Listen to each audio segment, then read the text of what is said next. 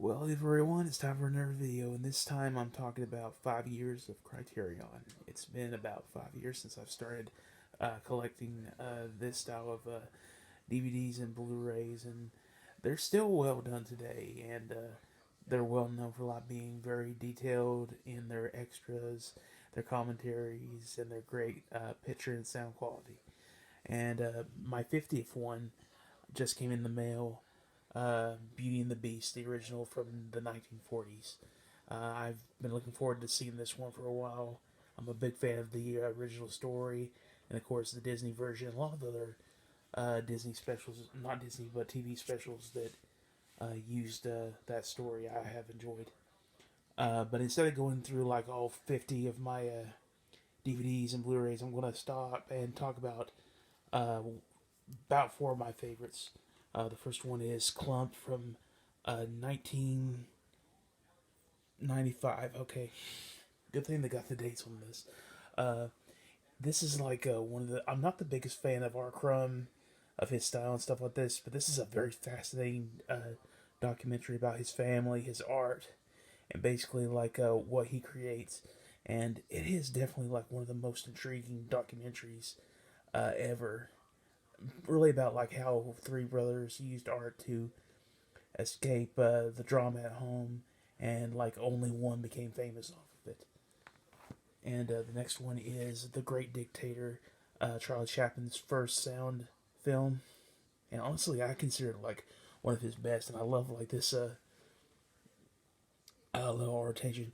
Anybody that hasn't seen this, it's basically like a film mocking Adolf Hitler, like right before the U.S. entered World War II. This was like back when they were still isolationists, and this was pretty much Charlie Chaplin saying like, "This guy is evil. He deserves to be like mocked beyond belief."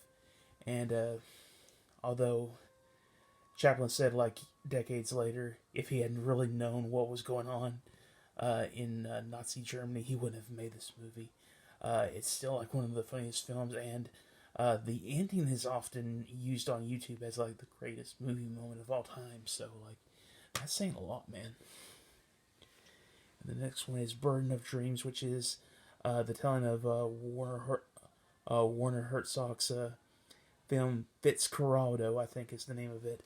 But this is really a fascinating movie because it just tells you so much of the drama that you can get in like location filming, just dealing with different personalities and stuff like that. It's definitely like one of the more underrated documentaries out there about filmmaking. And of course, I can't talk about Criterion without talking about this. This is like one of their best done DVD sets. It's 3 discs. One is the original film with commentary, and the second disc has like the original uncut version called a Night of Arubis, I think is how you say it. A lot of great featurettes on this, and it's definitely like one of the best qualities of this film. So definitely, if you can find any other copy to get, definitely get the Criterion version. And I did it before on like another video I did on Criterion, so I'll talk about like the ones that I really hope get like the Criterion treatment. Uh, First is Matinee. Joe Dante is my favorite filmmaker, and if any of his films deserve the Criterion treatment, it's definitely this one, with commentary if they can, and like get a lot more featurettes. This is just like one of my favorite films ever done. And next would be Spike Jonze' Her. This is like a very fascinating sci-fi film that isn't really sci-fi, but it's also like a very emotional movie. I am very impressed with how emotional this movie gets, and it's really talking about man versus technology in a way that's really not been done yet. It's got a lot of heart. It's got a lot of tragedy in it, but it's definitely like one of those great movies that you definitely have to see. And of course, there's been talk about like Wally from Pixar getting the Criterion treatment. But if they want like classic Disney animation ever to get the Criterion treatment, my pick would be The Great Mouse Detective. One of their best films from the 80s. It did well, but it's like one of those movies that kind of like gets swept under with like films like Black Cauldron and stuff like that.